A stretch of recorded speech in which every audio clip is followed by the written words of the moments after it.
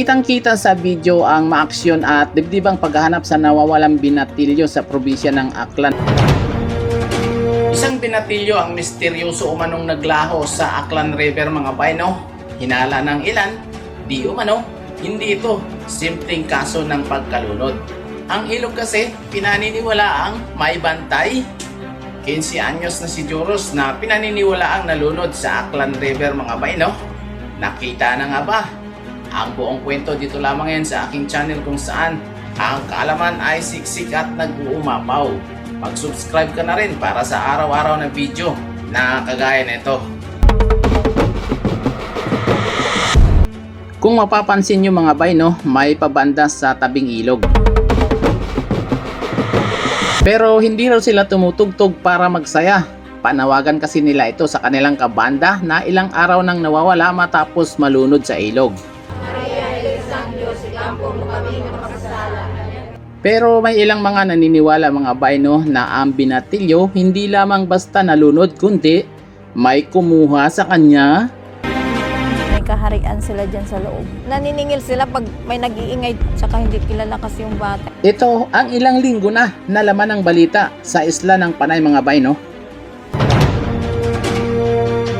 Kitang-kita sa video ang maaksyon at dibdibang paghahanap sa nawawalang binatilyo sa probinsya ng Aklan. Ang tanong, mahanap na nga kaya nila ang nawawalang binatilyo?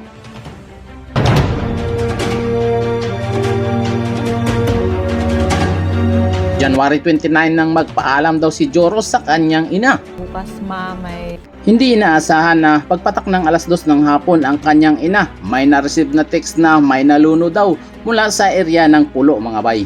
Text na may nalunod nga mula doon sa area ng Pulo.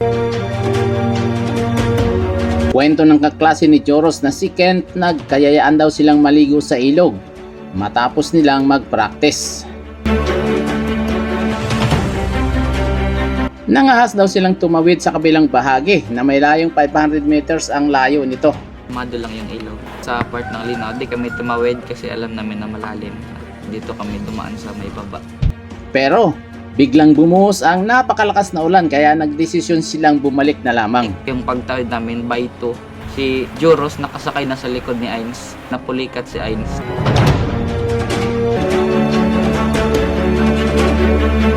Napunta siya sa may linaw. Linangoy ulit ni Adrian kung siya sa mismo nawala. Hindi na nakita. Ang 24 kilometers Aklan River ang pinakamahabang ilog sa buong probinsya ng Aklan. Dahil nga sa lawak at laki nito mga bayno, hirap silang matukoy kung saan napunta o inago si Joros.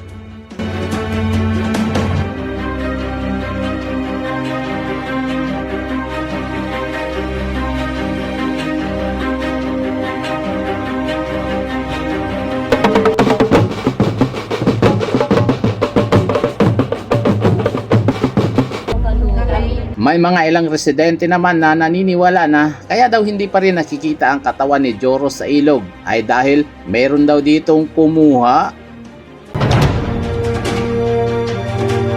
Sa bahagi kasi ng ilog na ito mga bayno kung saan nawala si Joros, di umano may nakatirang kakaibang nilalang.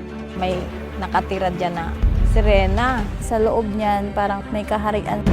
Katunayan, hindi raw si Joros ang una nitong biktima mga bayno. Punong-puno na yung bangka. Medyo pumailalim. Doon sa may sinasabing may bato dyan na kung saan ang tubig ay umiikot dyan, ay nahulog na siya. Ang makakapagpatunay raw na hindi kwentong bayan ang pinaniniwalaan nilang bantay ng ilog, ang luluniban na personal pa raw nakaengkwentro ang kakatwang nilalang na ito mga bay. Nakita niya yung sirena umuupo sa bato. Pag sumisid sa ilalim, binubuksan siya doon. Tapos naghingi siya ng isda doon. Mabait naman. Dahil nga sa mga kwento-kwentong ito, marami na raw mga albularyo ang dumadayo sa ilog para tumulong sa paghahanap kay Joros. Si Joros na doon sa baba. Parang ayaw siya doon palabasin. Na nga ang psychic na si Jay Costura mga bayno ay nagtungo na rin sa Aklan para tumulong sa paghahanap kay Joros. Doon daw makita yung katawan. Yung search din namin wala kami nakita eh. At nitong Biyernes nga mga bayno, sa muli nilang pagtatangkang masisid ang pusod ng ilog. Mahanap na nga kaya ang nawawalang si Joros. May napansin po kami na curve doon sa ilalim ng tubig. Malakas po yung current. May butas po siya. Bigo sila sa paghahanap sa nawawalang katawan ni Joros.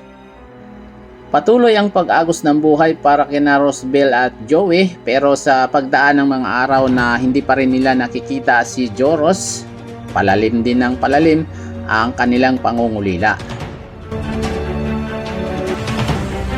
Para sa inyong mga reaksyon, mag-iwan lamang ng komento sa ibaba ng bidyong ito, at para manatiling updated sa ating mga susunod na upload, siguraduhin mag-subscribe, i-like na rin ang ating mga videos bilang suporta. Muli, ito si Tito Nobs at maraming salamat sa patuloy na pagsubaybay sa aking channel.